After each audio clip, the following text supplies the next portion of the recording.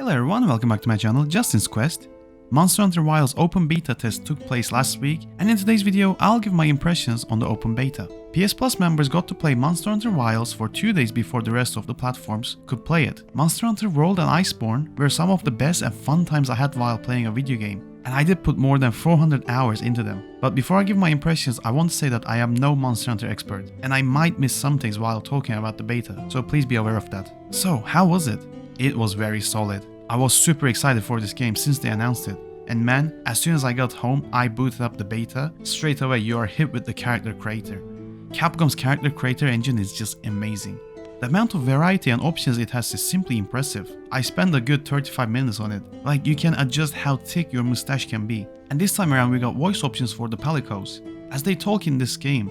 And that was weird to hear, but it actually works. What's more weird to hear was our main character talking. Academy, of course, has remained skeptical. This village, is there evidence it exists? This was the first time where the main character spoke, and it brought so much to the table. The cutscenes now feel more realistic and has more depth compared to before. The main character not talking was one of my issues in Monster Hunter World and Iceborne.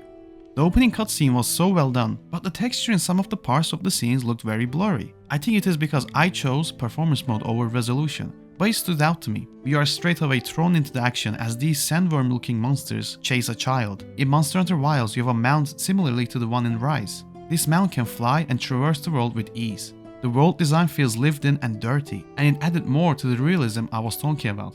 The mostly sandy terrains, sand dunes and the overall weather system sold it. When those lightning showers begin, the mood and the atmosphere it creates for the game is just fantastic. The overall look and gameplay is very similar to World, and I felt right at home.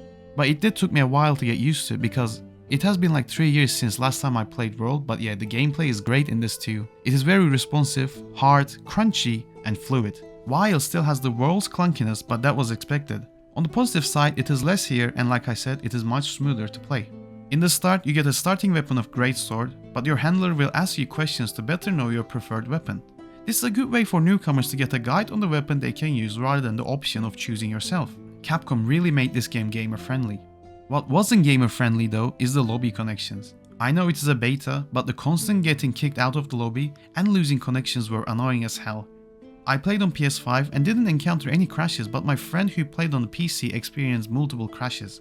I tried a variety of weapons during my time with the open beta, like sword and shield, charge blade, hammer, longsword, but I went directly to my go-to weapons of Greatsword, charge blade and hammer. Those 3 weapons are goated for me, and it suits my personal playstyle. Even if I'm not a great Monster Hunter player, I have fun playing with those weapons. The Greatsword felt quite slower compared to World, even the damage it caused wasn't that great. In this beta I mostly play with charge blade, and man, that weapon is great. The satisfying hits and damage you deal to monsters with the charge blade hyped me up. Hammer was quite good too, and I felt that they changed the way it plays slightly compared to World. I am happy there are changes from the previous title, because it gives the players a new learning curve and a chance to master these weapons with a different style. The whole focus mode and seeing the monsters' weaknesses made the battles all that much fun, and the damage from the unique abilities each weapon gets is super cool.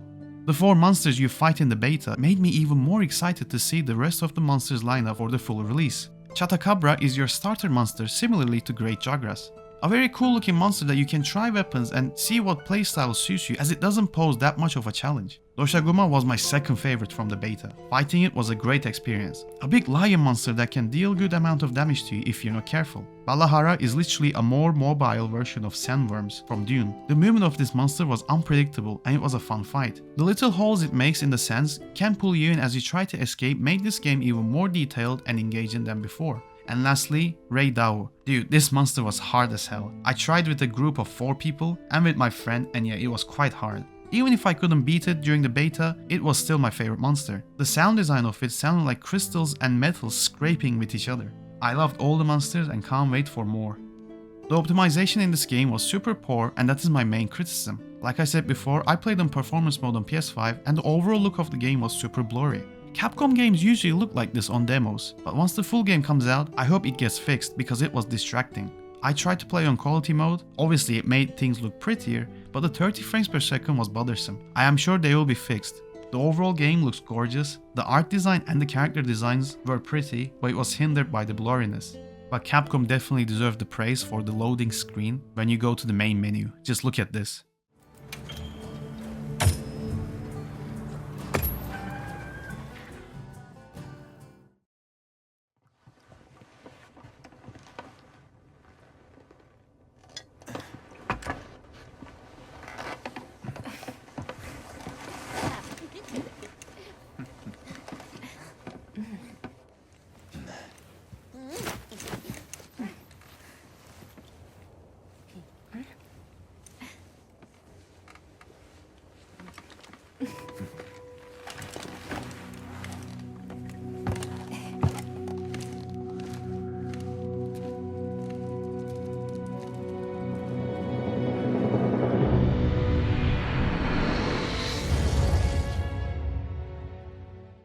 Monster Hunter Wilds open beta test was a great fun time, but not a perfect one. Seems like Capcom will build on from this beta test and make even more improvements to an already well polished game. The whole 100 people lobby and seeing some of the hunters in the main camp was a nice touch.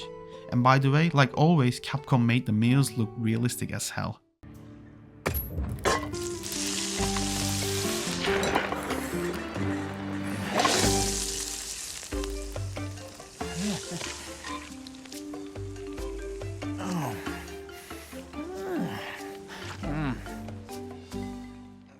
So everyone, if you like this video, please leave a thumbs up. If you want to see more videos from me, I would be more than happy if you could subscribe.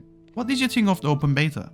Did it impress you? And will you buy the game when it releases in February? Please let me know down below, and I'll see everyone on the next video.